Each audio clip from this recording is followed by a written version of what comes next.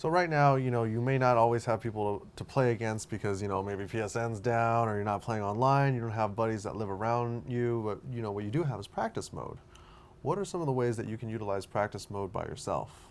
Well, the first key to learning practice mode is understanding the freaky hit levels that you'll see in Mortal Kombat 9. Right, I see high and mid. And you'll see a lot of people say, I'll tell someone something and I say, but this move is high, and I say, no, it's mid. They say, but the game says it's high. And this actually happens because the game's practice menu. Go ahead and block. This right here says high. It clearly says it's high. Go ahead and duck without block. All right. Both of you, he's a hitbox character. Go ahead and stand up, but it still says high, right? Go ahead and duck. Even the second hit. Why is that? People say, wait a minute, that says high. Why is a high hit hitting him? Right. And then I'll do something like this, and it says medium, and I say, wait a minute. They both do the exact same thing. What is the difference here? And a lot of times, if you don't have a human there, you don't even really know. You're just going through practice mode. So you say, is everything in the game high? I mean, how do I read it? The way you would read it is, the way this game's practice mode works is everything that is a special mid, which is an attack that, basically you can block while, go ahead and crouch block. You see you can block those both and go ahead and release block. So they are blockable, but you cannot crouch and block them. You see what I'm saying? So, but that still says high because it's a mid, but the game is still going to say it's high. So if the game says high, it means it's either a special mid attack or it's an actual high attack. And your only real way to test it is basically you go to practice options, AI, and then you would set it on duck. And I could have him duck, and I could see what exactly is a high and what's exactly a mid. So this way, even though it says high, I know for myself when I'm going over my characters, okay, this attack will hit them even though they're crouching, and this attack will not hit them even though they're crouching. So that's probably the way the practice mode is done right now. It's really the only way to really tell what's high and what's not high. So now we go to the medium hell, where you say, okay, well, medium, mid, right? So why doesn't every attack that hits you while you're crouching say medium? Medium is the game's way of letting you know it's an overhead. And when you go through your character's moves in the move list, you don't know that a move is an overhead. Say you're a Sub-Zero player. You just got the game and you say, okay, I want to go into his move list. The manual doesn't really have a move list. That's what the strategy guide's for, and I'm pretty sure you guys aren't pleased with that one. So you go into your move list here and you go down to your normal attacks and you go through your attacks here, and we'll go to the single attacks here. Right. And we see this attack here. It says big leg, right? Forward plus B, or forward plus 4, or forward plus back kick, however you know the terminology as. But it doesn't say what the move does. It just says big leg. So if you're in practice mode, go ahead and just duck. Just duck. If you're in practice mode, it says medium. It doesn't say what that means. Go ahead and block now. The big leg is actually an overhead. And the medium is a way of letting you know that the move is an overhead. So when you go into practice menu, are all mediums overheads? Anything that says medium is an overhead. Are there? Okay, all right. So basically, traditional fighting game terminology is an overhead attack, especially coming from Street Fighter. Right. Street Fighter players know. See, the problem is in MK9, I shouldn't say problem. You've got 3D players and 2D players, and they all have different terminologies to explain things. If you're a 2D player, you know hit levels as high, mid, low, overhead. Mid as a 2D player just means the opponent can't crouch it without blocking. They actually have to block it. And if you are a 3D player, you know hit levels as high, special mid, mid, low. I mean, the special mid in a 3D fighting game would mean that even though you're ducking and the move says mid, you can still block it ducking.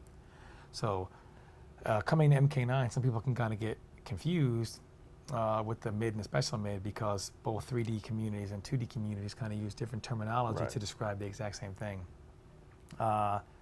So the practice menu kind of distinguishes this because we don't it's not put in the move list that something is an overhead. When you see medium, you know it's an overhead. So, and your best way to test out what's an overhead is you would go into practice menu, AI options, you would then set the block mode to always and set movement mode to duck. And now the computer is stuck cross blocking. So I can see, okay, that's blockable. I can see okay, that's blockable, oh, okay, that's not blockable. The second hit of this string, oh, that's not blockable. So I can say, I do see the medium, but even if you see the medium, you just want to be sure. You say, are you sure that's an overhead? It doesn't look like it would be an overhead. Right, like that, the big leg doesn't look like an overhead at all. It doesn't even make any sense. Look like something like this would look like an overhead. You say, okay, I understand, right, but the big leg does not look like an overhead, and this is kind of your way of testing,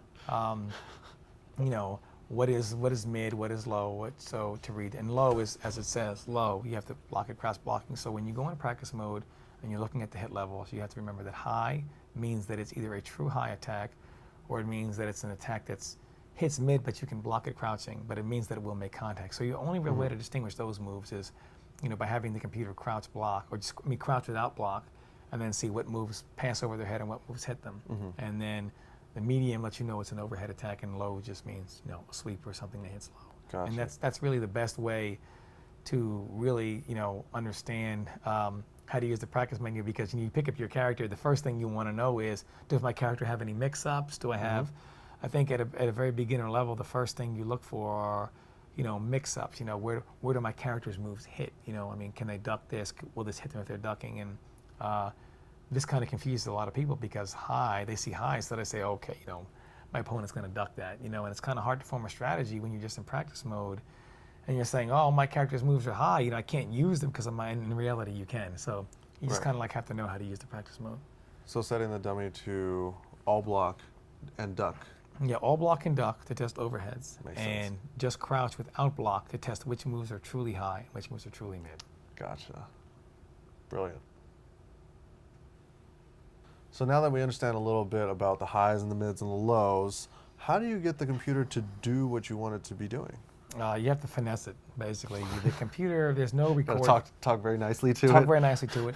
There's no way to actually record what you want to do. I'm sure a lot of competitive players, they come in, they see a record feature, they say, okay, this is useless. I record what I want to do, right? And then as soon as you go to use the record feature and you go to take control of the dummy and you can't, you say, unbelievable. How do I test? Right, what happened? You're very limited in how you can test and what you can test, but there are still things you can test. A good example would be Sub-Zero's setup, where he freezes you and then goes through the double freeze. It just looks like, okay, whatever. And it doesn't work.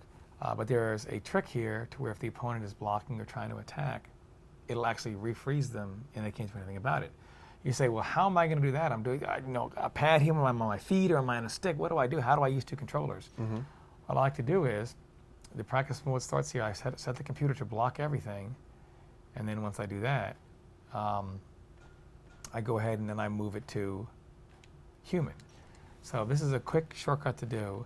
I would go ahead and start the combo, and then I would go ahead and go right back to custom, where I have the computer already set to stand block. See what I'm saying? And then, as he freezes him, I go ahead and I do my setup, and we get the result we want. And this way, you don't have to do things tediously by starting like this, and go back in here and say, okay, hold on, what did I want? I wanted him to block always. This way, you already have your settings set. The computer's already not blocking on human. And then you go back in and you go to, and that's like you also test jumping. You say, okay, I want to test them to jump. And I say, of course, I'm not going to have the computer, doing this all day. I need you to jump at a specific time. Again, you would go into practice mode and you would say, okay, well, what do I want him to do? I don't really want him to block, but I want him to jump.